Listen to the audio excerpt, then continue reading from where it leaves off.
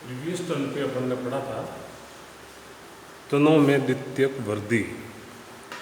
द्वितीयक वृद्धि तनों में कैसे होती है, तो इसमें ये देखा था तन में द्वितीयक वृद्धि मुख्य रूप से दो स्थानों पर होती है। एक तो वलकुट के क्षेत्र में होती है, दूसरा रंभ के क्षेत्र में होती है।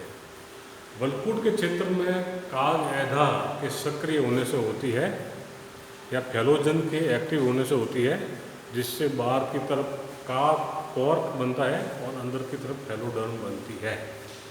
ठीक इसी प्रकार से रंभीय क्षेत्र में द्वितीयक वृद्धि कैम्बियम रिंग के सक्रिय होने से होती है।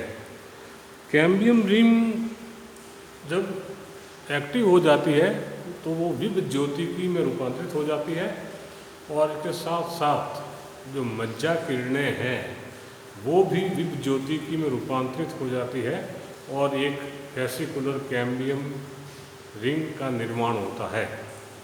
और उस फेसिकुलर कैम्बियम रिंग से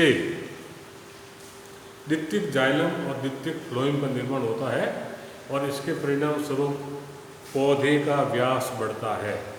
तो द्वितीयक वृद्धि पौधे के व्यास बढ़ाने में उत्तरदायी होती है। अब जो द्वितीयक वृद्धि होती है उस दौरान कुछ महत्वपूर्ण संरचनाएं बनती है, उनकी टर्मिनोलॉजी के बारे में आज अपन अध्ययन करेंगे। तो उसमें जो मुख्य रूप से जो टर्मिनोलॉजी होती है वो ये होती है spring would and autumn, winter would या ऑटम वुड।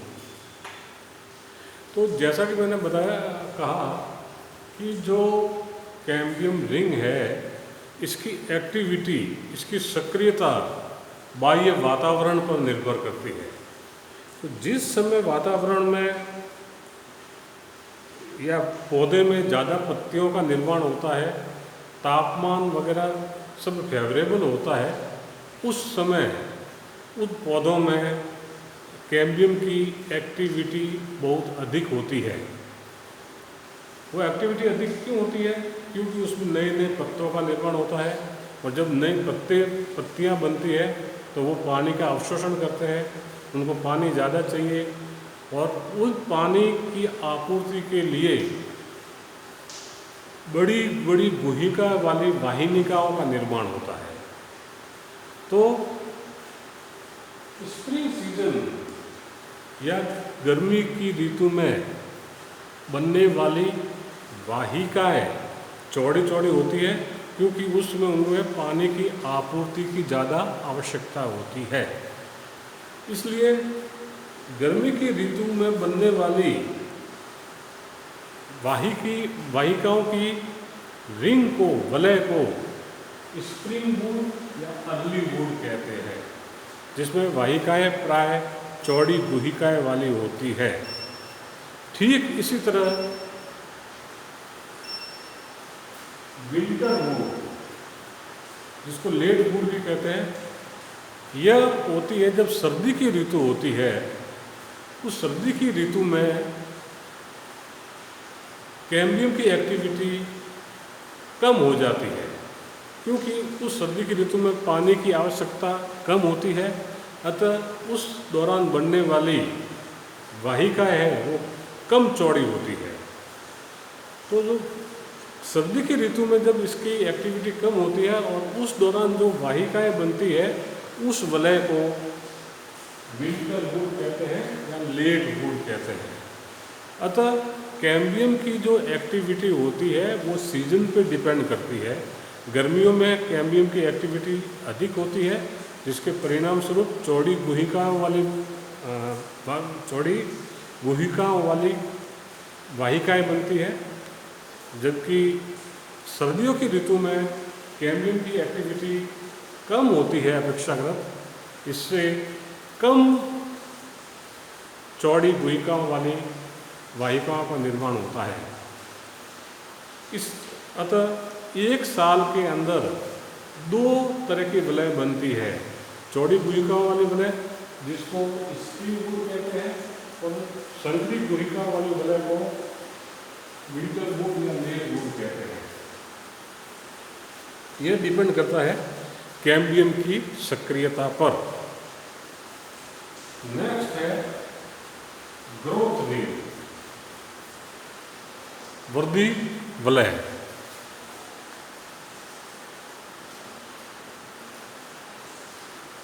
वृद्धि वलय किसे कहते हैं? वह वलय जो पर्टिकुलर सीजन के अंदर बनती है, वह वलय जो पौधे में खास सीजन के अंदर बनती है। जो वलय गर्मी की ऋतु में बनती है उसको ग्रोथ रिंग फर्स्ट कहते हैं, और जो वलय सर्दी की ऋतु में बनती है उनको ग्रोथ रिंग सेकंड कहते हैं।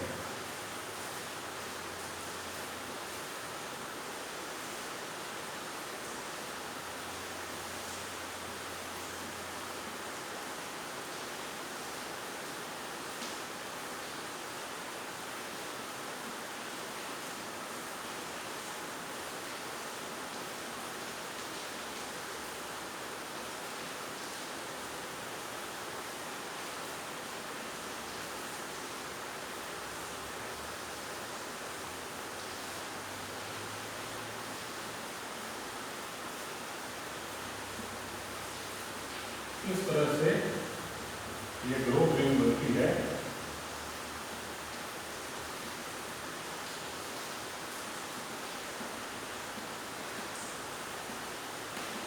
ग्रोथ रिंग फर्स्ट जो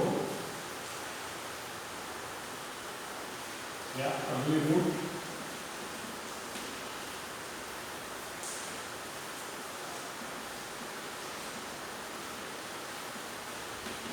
growth ring second late root. इस तरह से एक साल के अंदर 2 ग्रोथ रिंग बनती है। एक साल के अंदर, क्योंकि अलग अलग ऋतु में इनकी सक्रियता अलग अलग होती है, तो ये 2 ग्रोथ रिंग बनती है, और इन दोनों ही ग्रोथ रिंग को मिला के कहा जाता है एनुअल रिंग, वार्षिक वलय। तो साल के अंदर, एक वर्ष के अंदर 2 ग्रोथ रिंग बनती है। एक गर्मियों में बनती है, एक सर्दियों में बनती है।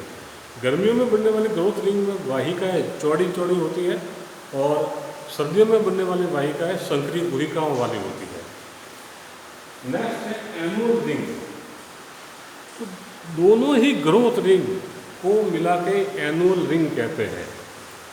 दोनों ही ग्रोथ रिंग को मिला के एनुअल रिंग कहते हैं।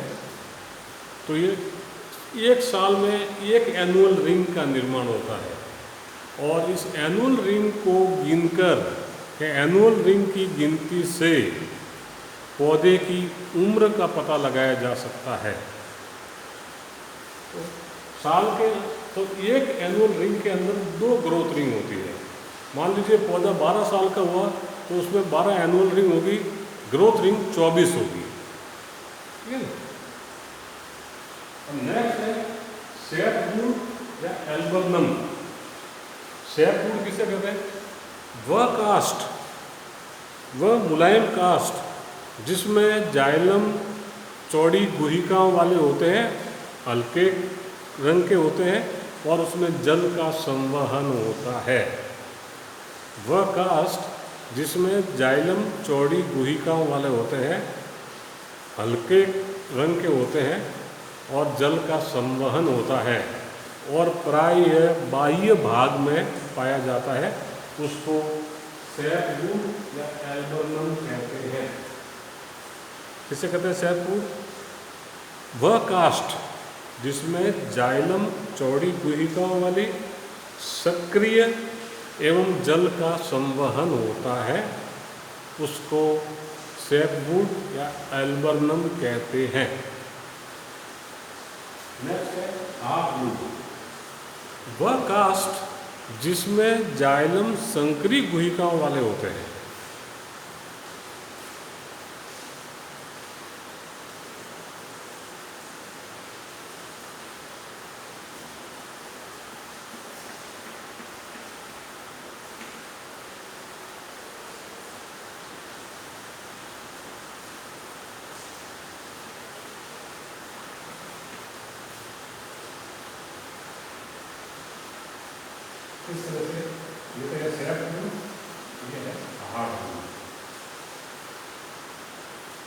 वह कास्ट जिसमें जाइलम संकरी गुहिका वाला होता है। जाइलम ज़्यादा सक्रिय नहीं होता है, जाइलम गहरे रंग का होता है, गहरे काले रंग का होता है या भूरे रंग का होता है, एवं इनमें जल का संवहन नहीं होता है। तो वो केंद्रीय भाग या वह कास्ट जिसमें जाइलम गहरे काले रंग का होता है, सक्रिय नहीं होता है, वाहिकाएं अपेक्षाकृत कम सक्रिय होती है एवं जल का संवहन नहीं होता है, उसको हार्टवुड या ड्यूरामन कहते हैं। उसको हार्टवुड या ड्यूरामन कहते हैं। तो सैपवुड बाहर की तरफ होती है और हार्टवुड केंद्र की तरफ होती है। सैपवुड में जल का संवहन होता है, जाइलम सक्रिय होता है, जबकि हार्टवुड में जाइलम सक्रिय नहीं होता है एवं जल का संवहन नहीं होता है। ये दोनों में बेसिक डिफरेंस है सैपवुड और हार्डवुड में। नेक्स्ट है पोरस वुड और non porous wood. Porous wood वह कास्ट जिसमें वाहिकाएं पाई जाती हो, वह कास्ट जिसमें वाहिनिकाएं पाई जाती हो, उसको पोरस वुड कहते हैं। और ये प्राय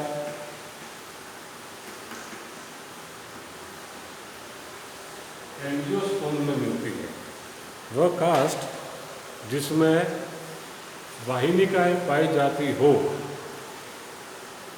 यह प्राय एंजियोस्पर्म के अंदर पाई जाती है। नॉन पोरस वुड वह कास्ट जिसमें वाहिनिकाएं अनुपस्थित हो और ये केवल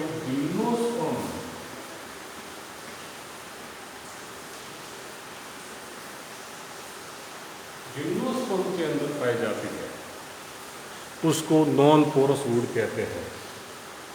तो पोरस वुड जिसमें वाहिकाएं पाई जाती है और ये एंजियोस्पर्म में मिलती है।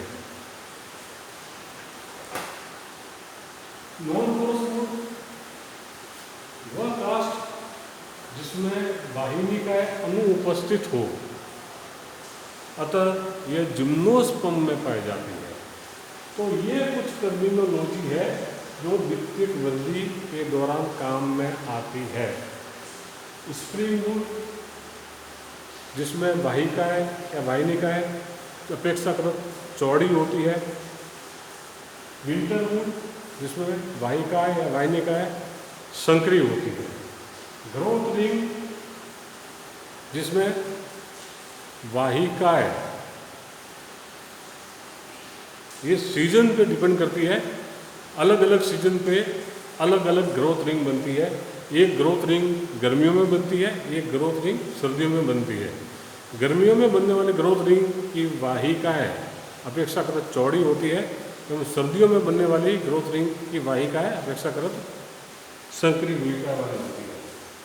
एनुअल रिंग, दो ग्रोथ रिंग को संयुक्त रूप से एनुअल रिंग कहते हैं और इस एनुअल रिंग की गणना से पौधे की उम्र ज्ञात की जाती है। सैपवुड वह वुड जिसमें जाइलम सक्रिय होता है, चौड़ी भूमिका वाला होता है। हार्टवुड जिसमें जाइलम सक्रिय नहीं होता है, जल का संवहन नहीं होता है और यह कठोर होता है, पौधे केंद्र भाग में होता है। पोरस वुड जिसमें वाहिनिकाएं उपस्थित हो, ये एंजियोस्पर्म में पाई जाती है। नॉन पोरस वुड यह जिम्नोस्पर्म में पाई जाती है, जिसमें वाहिनिकाएं अनुपस्थित हो। तो ये है कुछ टर्मिनोलॉजी जो द्वितीयक वृद्धि के लिए उत्तरदायी होती है।